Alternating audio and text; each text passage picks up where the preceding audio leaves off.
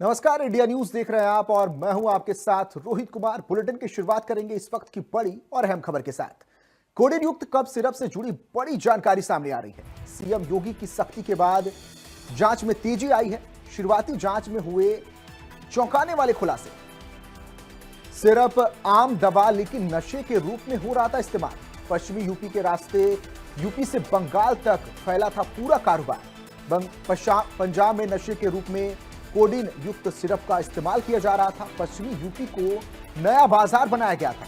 Syrup के कालाबाजारी में सामने आया है इस्लामी कनेक्शन। मुस्लिम बहुल इलाकों में शराब का विकल्प बनाकर सिरप बेचा जा रहा था। मुस्लिम बहुल देशों में शराब के विकल्प के रूप में की गई थी सिरप की तस्करी। तो ये बड़ी और अहम जानकारी आपको बता रहे हैं। मेरठ का वसीम, आसिफ, शुभम जायसवाल मास्टरमाइंड बताए जा रहे हैं। Asif Bangladesh illegal drug trend में भी शामिल रहा। गौरव जायसवाल और विशाल मल्होत्रा ट्रांजैक्शन हैंडल करने का काम करते थे, तो वहीं विपक्षी नेताओं ने बैंक ट्रांजैक्शन से भी कनेक्शन निकला है। कॉल डिटेल पुलिस लगातार खंगाल रही है विपक्षी नेताओं के खातों से। चलिए, ज्यादा जानकारी के लिए अजीत प्रताप सिंह चैनल हेड हमारे साथ जुड़ चुके हैं। अजीत जी, क्या पूरी खबर है ये? अब तो इस कोडिन सिरप को लेकर इस्लामी कनेक्शन भी सामने आ रहे हैं। ये बड़ा चौंकाने वाली बात है। देखिए, बिल्कुल कोडीन युक्त जो कप सिरप है उससे जुड़ी अब तक की सबसे बड़ी खबर है और मुख्यमंत्री के निर्देश के बाद इसकी जांच जो है वो तेज हो गई और जो शुरुआती जांच में सामने बात आई है वो काफी चौंकाने वाला है। ये सिरप जो है आम दवा नहीं बल्कि कई सालों से नशे के रूप में इसका इस्तेमाल होता था और पश्चिम बंगाल और पंजाब का जो कनेक्शन निकला वो अब सामने आया है। चूंकि इसकी कालाबाजारी में इस्लामी कनेक्शन की बात की जा रही है और जो जांच में मुस्लिम बाहुल इलाकों में शराब का विकल्प बनाकर बेचा जा रहा था, यानी जहां पर शराब नहीं बिकता या जहां शराब नहीं मिलती वहां पर इस सिरप का इस्तेमाल किया जा रहा था। इसके साथ ही इस मामले में चाहे मेरठ के वसीम हो, आसिफ हो या शुभम जायसवाल हो, जो किंग पिन है, उनके खिलाफ जो कार्रवाई की गई है उसको लेकर बात की जा रही है कि जो बांग्लादेश है इनलीगल ड्रग ट्रेड का मामला है उसमें आसिफ शामिल रहा है, वो चाहे गौरव जायसवाल हो या विशाल मल्होत्रा, तो वो ट्रांजेक्शन हैंडल करते थे। तो इसमें जो कल प्रेस कॉन्फ्रेंस भी हुई थी प्रमुख गृह डीजीपी और जो रोशन जैकब की, उसमें साफ तौर पर यह कहा गया था कि उत्तर प्रदेश से इसका कोई लेना देना नहीं है। उत्तर प्रदेश में इससे कोई एक भी मौत नहीं हुई है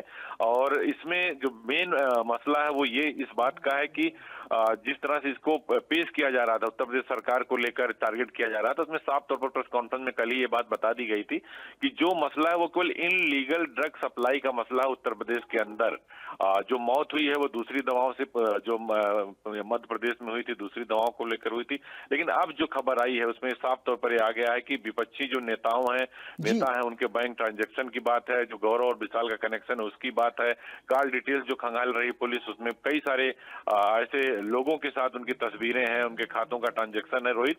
तो उस सब पूरे इशू पर पूरी जांच हो रही, क्योंकि जो पश्चिमी उत्तर प्रदेश से लेकर बंगाल तक जो इसके अवैध डायवर्जन का कारोबार है उस पर जांच की जा रही है। जो कालाबाजारी हुई है और जो मुस्लिम इलाके हैं जो सिरप का अवैध स्टॉक डायवर्जन करते थे उसकी बात की जा रही है।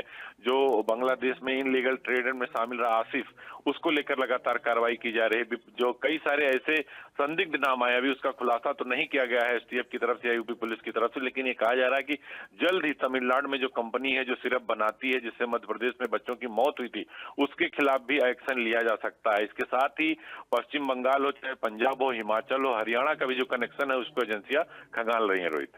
अजीत जी, इसे इस्लामिक कनेक्शन के तौर पर भी देखा जा रहा है। चूंकि इस्लाम में शराब पर पाबंदी होती है, इसलिए क्या एक विकल्प के तौर पर सिरप को इस्तेमाल किया जा रहा था या फिर किसी और तरह का कनेक्शन भी इसमें हो सकता है?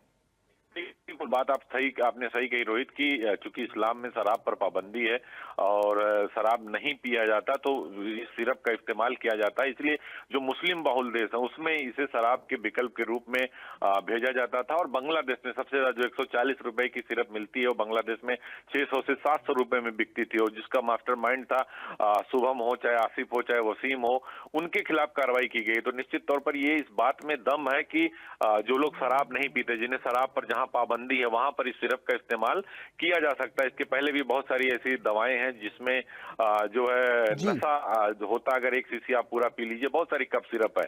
उसी तरह कोडीन का जब काम कर रही है, जो FIR है उसकी विवेचना की जा रही है। लगातार गिरफ्तारियां अब तक जो है लगभग 3 दर्जन लोगों की गिरफ्तारी भी उत्तर प्रदेश से हो चुकी है, रोहित। चलिए ठीक है अजीत जी, बहुत शुक्रिया आपका इस पूरी जानकारी के लिए, इस पूरी बातचीत के लिए।